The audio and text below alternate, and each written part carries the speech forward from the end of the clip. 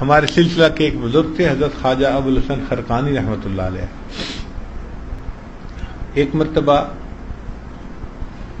انہوں نے کہا کہ اے اللہ، آپ جانتے ہیں کہ میں نے زندگی کے 73 سال اس طرح گزارے کہ میرے دل میں تیرے سوا کوئی اور نہیں تھا.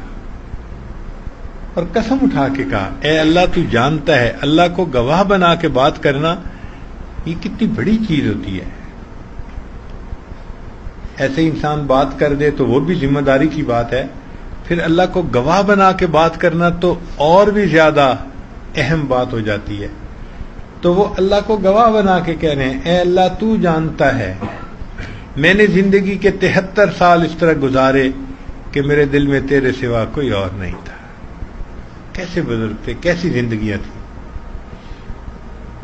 فرماتے ہیں کہ ایک مرتبہ مجھے خواب میں اللہ تعالیٰ کا دیدار ہوا.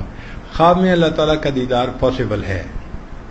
امام اعظم ابو حنیفہ رحمۃ اللہ علیہ کو 100 مرتبہ خواب میں اللہ تعالیٰ کا دیدار حاصل ہوا تھا. تو فرماتے ہیں کہ میرے ایک دفعہ خواب میں اللہ تعالیٰ کا دیدار نصیب ہوا تو میں نے کہا اے اللہ 73 سال سے میرے دل میں تیرے سوا کوئی اور نہیں. تو اللہ رب العزت نے جواب میں فرمایا کہ تم 73 سال کی بات کرتے ہو، ہم نے تجھے ازل سے اپنا بنا رکھا ہے.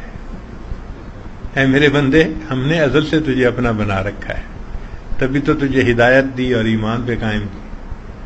تو اللہ کی محبت کے کیا کہنے. جتنا ہم اللہ سے محبت کریں گے اللہ کی محبت اس کے ریٹرن میں اور زیادہ ہوگی.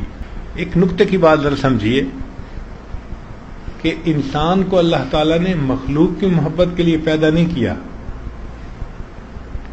اس کے باوجود مخلوق کی محبت انسان کو بے بس کر دیتی ہے. کتنے لوگ ہیں کہتے ہیں جی کہ ہم فلاں کی محبت میں بے بس ہیں، کیا کریں، ہم نہیں چھوڑ سکتے.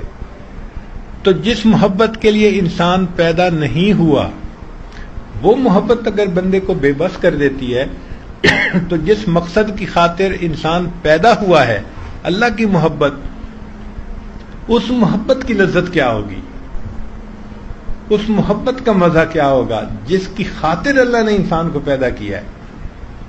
تو اللہ تعالیٰ کی محبت کی تو لذت ہی جدا ہے.